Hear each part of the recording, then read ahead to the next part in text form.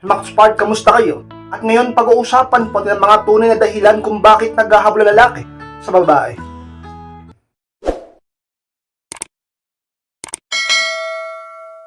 At kung handa na po kayo at masasa po tayo, at muli, be inspired.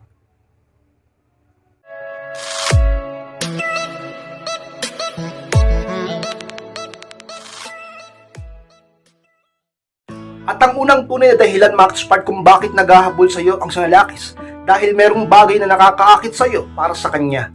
Yan ang unang tunay na dahilan kay Inspired kung bakit kung sino man sa inyo ngayon ay hinahabol ng isang lalaki, dahil merong nakakaakit sa iyo para sa kanya.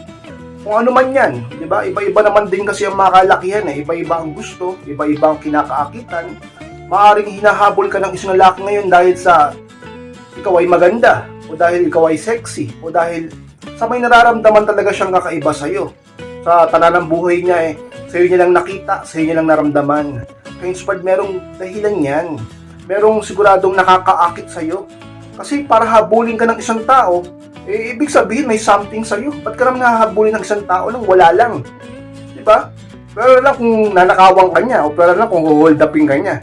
Diba? O kung may utang ka sa kanya. Baka ganon. Pero kung ang isang lalaki, hinahabol ka, dahil lang sa mga hindi dahil sa mga bagay na binanggit ko, siguradong merong nakakaakit sa iyo para sa kanya. Maaring siguro talagang gandang-ganda sa iyo. Ganun ka ba talaga kaganda?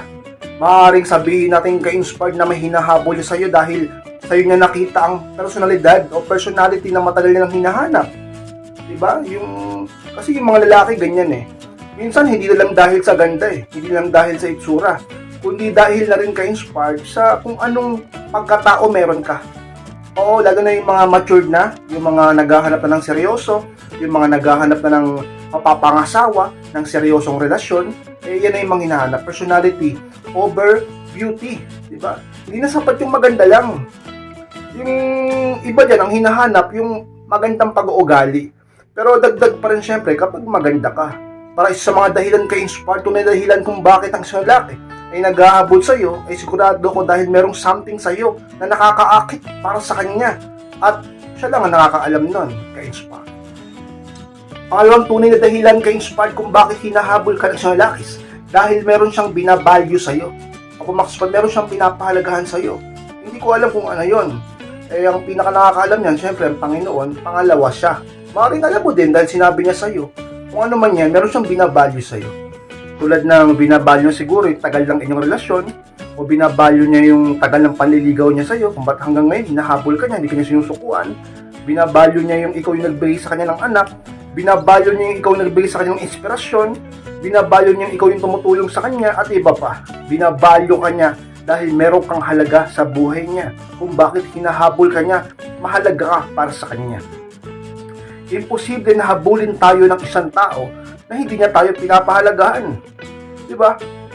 Hahabulin ka ng isang lalaki dahil sa meron siyang pinapahalagahan sa iyo. Maaring pinapahalagahan niya yung kabutihan mo, yung kagandahan mo, yung pag-ibig mo, at yung inyong relasyon, ang inyong pamilya. Diba? Kung ganyan ka-inspired, ang talaga namang dahilan maganda, magandang dahilan kung ba't hinahabol ang isang lalaki pagka ganyan. Pero nasa sa'yo pa rin desisyon kung ikaw ay magpapahabol pa, o kaya naman sabihin natin papatol ka na rin sa kanya o so kung ano naman gusto niya, diba? Sa mga dahilan, tunay na dahilan, meron siyang binavalue sa iyo, ka-inspired. Pangatlong tunay na dahilan, ka-inspired, kung bakit hinahabol ka ng isang lalaki, dahil tunay siyang masaya sa iyo. Yun ang pangatlong tunay na dahilan, ka-inspired, kung bakit ka hinahabol ng isang lalaki. Dahil sa iyo ay siya ay masaya, siya ay maligaya. Siguro tipo sa buhay niya ay bihirang dumating yung pagkakataon na siya ay maging tunay na masaya sa piling ng isang tao. Tapos sa'yo niya yung naramdaman. Kaya hinahabol-habol ka niya. Diba? Ano bang malay natin kung tayo ay makakatagpo pa ng taong magpapaligaya sa atin? Baka sabi ng iba ay ka-inspired, meron yan. Oo nga, huwag ka lang mawala ng pag-asa. Pero kung minsan talaga, meron sumasablay niya talaga Kaya kapag kayo ay nakatagpo ng isang taong tunay na nagpapaligaya sa inyo, huwag nyo nang sasayangin. Huwag nyo nang palalagpasin. Huwag nyo nang pakakawalan. Diba? Ganyan yan. Siguro, kung ano man ang dahilan ngayon kung ba't kayo nagkaganyan, kailangan ka pa niyang habulin, kayo lang ang nakakaalam. Pero sa mga pwedeng dahilan kung bakit siya naghahabol sa iyo. Dahil siya ay maligaya o masaya sa iyo sa inyong relasyon, o kung anumang naipapakita o napaparamdam mo sa kanya, siya lang nakakaalam, kayo lang ang nakakaalam. Ka-inspired siya sa pinakatunay dahilan kung bakit talaga naghahabol ang isang lalaki sa isang babae.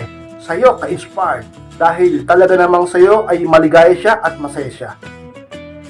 Pang-apat na pinakatunay dahilan ka-inspired kung bakit ka hinahabol ng isang lalaki.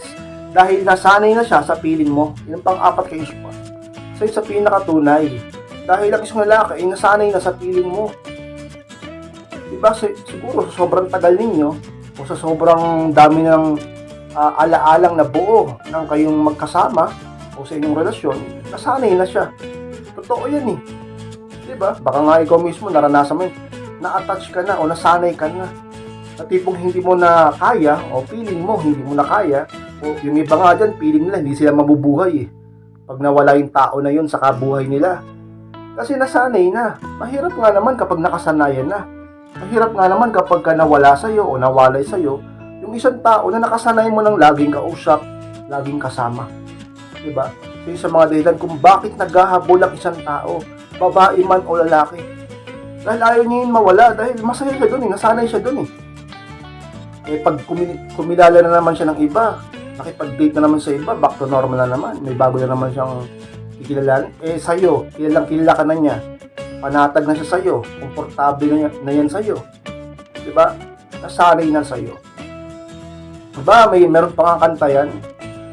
Yung, paano ang gagawin ko? Nasanay na sa piling mo. Sana'y hindi tayo nagkalayo.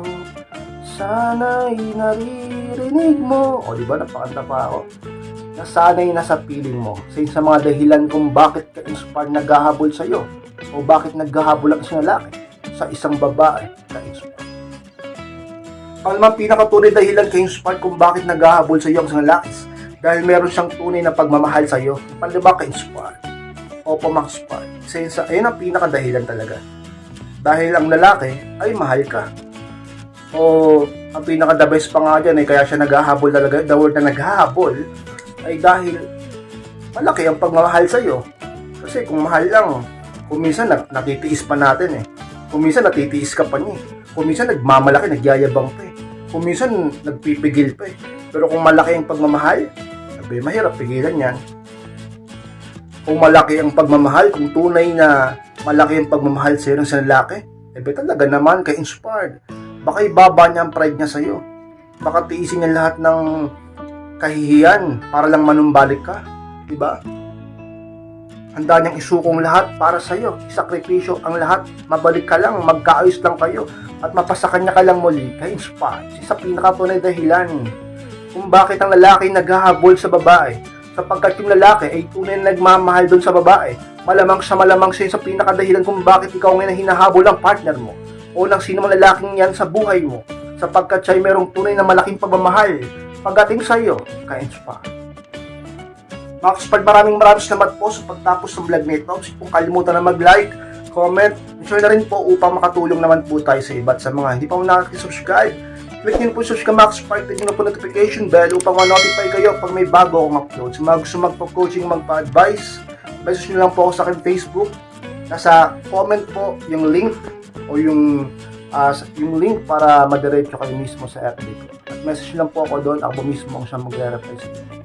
Maraming salamat, mga ka-inspired. Mag-ingat kayong lahat. Mahal ko po kayo. At muli, be inspired.